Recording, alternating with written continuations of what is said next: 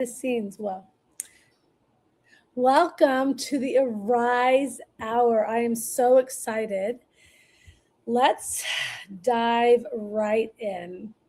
Welcome to the Arise Coaching Hour with Dr. Martha Nessler, where we renew our minds, reclaim our identity, and line our lives with heaven's blueprint so we can rise into the life God created us to live.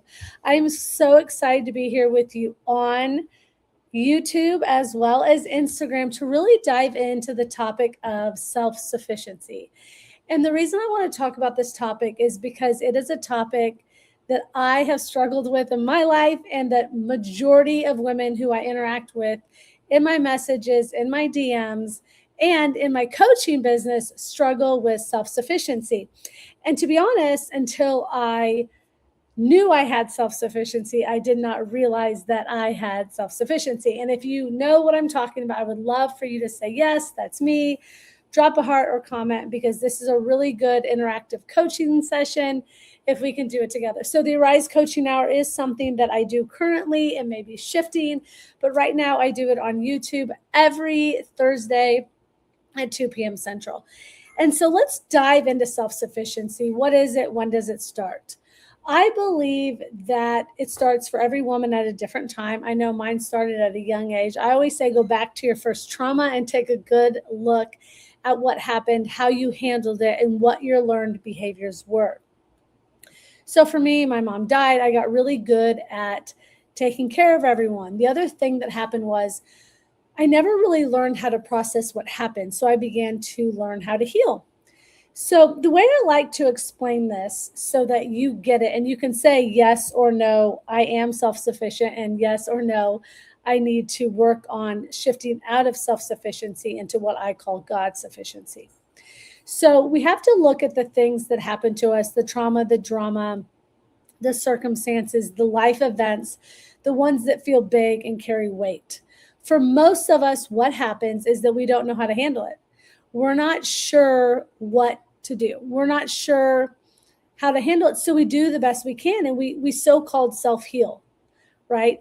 But what a lot of times happens, especially if you are a woman who gets things done, if you are naturally just driven to succeed, you kind of just build a wall that you call healing. And you learn what to keep out, you learn what you can control, and you learn that the more you control, the better.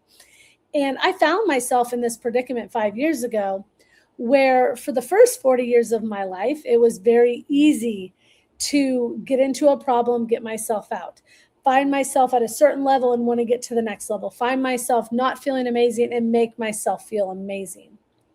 But what happened was I hit this point. I hit this point where I was going through major life changes. And maybe you can relate. And if you can, drop a heart. Let me know in the comments. The divorce, the miscarriage, the financial changes, business changes. We'd had to move countries due to what was going on globally, that global chaos in 2020. And I just couldn't. I found myself at this point where I was exhausted, and I literally did not have the capacity to try and fix it. And I knew that if I was going to, it was going to take more than I had at that time. I was breastfeeding a 1-year-old, and I literally felt like my life was falling apart.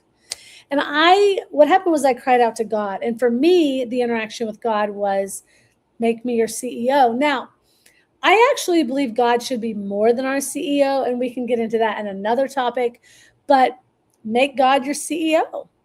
And I said, you are.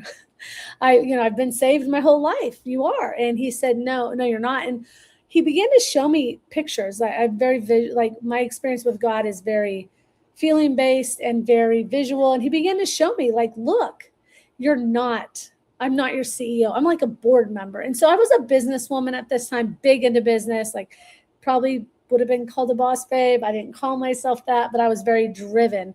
And the Lord had to meet me where we are. And the first thing I want to say is the Lord's going to meet you where you are. He will always meet you where you are. And so he met me there. And I began to realize, wow, I was taking a problem to God and saying, is this how I should fix it? Okay. And then going to fix it. I was not taking a problem, turning it over to God and saying, God, fix it. God, I need you to fix it. I need you to be my God. I need you to be my creator. I wasn't doing that. I was hanging on to it, and I was attempting to fix it myself. And I was like, wow. And so we went through this process, and it was not an easy process. And I say that because it's not been easy for me, and it's not been easy for the women I work with. And the reason I say that is because you have done it yourself for so long. You have made it happen, managed the family, managed the calendar, managed what people, the family eats, who goes where, like when it's going to happen, making sure your business runs, making sure your marriage is working, making sure your relationships are working, making sure the invitations get set, making sure there's birthday gifts. You're doing it all.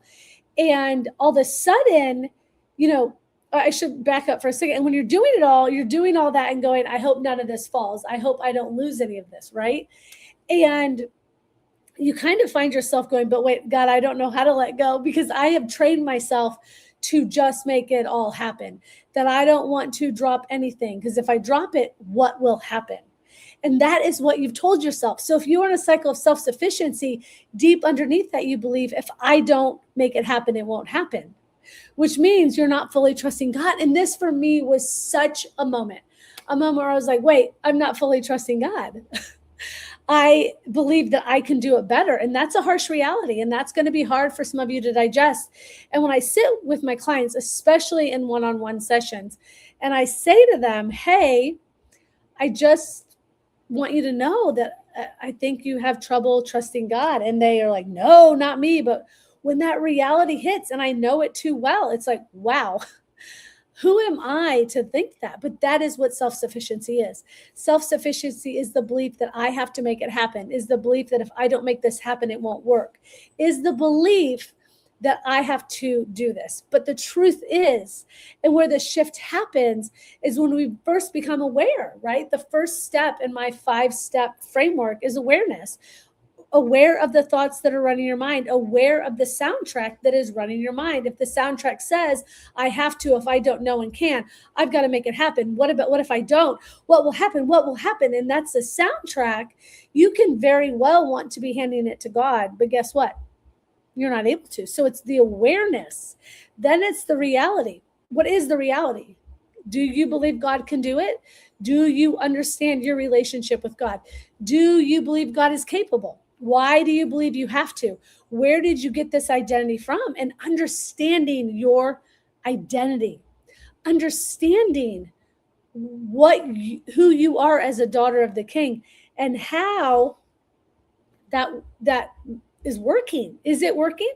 That's the question. Is it working the way you currently view yourself? Is it working? And if it's not, I'd love to chat with you.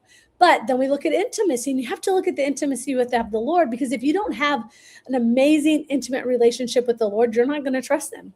You are not going to trust him because you're not going to know enough about who he is, and you're not going to fully divulge what are your fears, like to get deep into those fears. And if this is resonating, I would love for you to say yes or no. There's quite a few of you watching, which is awesome. Then the thing is this, what happens that is just so awesome is when you align your awareness, you get aware of the thoughts that are controlling your life. You start to step into a reality that is actually real for you, who you are as a daughter of the King, and you rebuild your intimacy. That's when you understand your purpose. And so many women are living out of their purpose. It is wild to me, the amount of women who are coming to me currently and saying, I feel called to do this. I feel called to walk away from this. I feel called to step into this. God's asking me to do this thing, and I don't know what the next steps are. And a lot of you are stuck, and you're frozen in analysis paralysis, and you're frozen in fear that you don't have the ability to do what God called you to do, which is completely untrue. If he called you, he will make it able for you to do it. That is what he will do, right? Because if it's his will, he fits the bill. If it's his plan, he creates the path. That is just how he works. But when your thoughts and your identity and your intimacy are out of alignment, guess what? That calling's a lot harder because you slip back into self-sufficiency and you start to look at your purpose and your spiritual gifting, and you think it comes from you. You think you're the source, and we get it wrong. And ladies, I want you to know this, and gentlemen, if you're watching, but ladies are the women that I feel called to work with. You're not alone. because this is what society says. The society says you've got to do this, you've got to do that, you've got to be this, you've got to be that.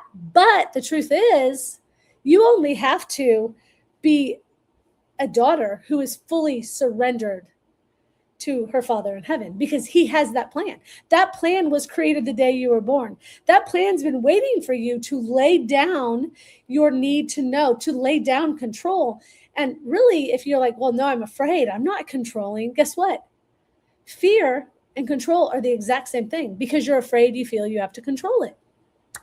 Then the cool thing is, once we get you laying down that self-sufficiency, we get you stepping out of the I have to make it happen, right? Guess what happens? It's amazing. God elevates you. You step into this new elevated leadership. You begin leading your life, your relationship. You begin leading completely different. And that's when the things really start to shift in your life. But the first one is this awareness. Am I self-sufficient? Do I actually believe, and it sounds bizarre to say it, but do I actually believe that I can do things better than God? Because for a lot of you, the answer is yes. So I really am hoping this resonated. I'd love to have so many on here. I am actually changing this call around a little bit for the timing. So I would love to know what time is best for you that you could be on here. Drop it in the comments. I will be posting the live here on Instagram, onto my Instagram feed. But I want to say thank you for being here. If this has resonated with you, I would love for you to like it, share it, and comment. Come back to it when it's on my feed.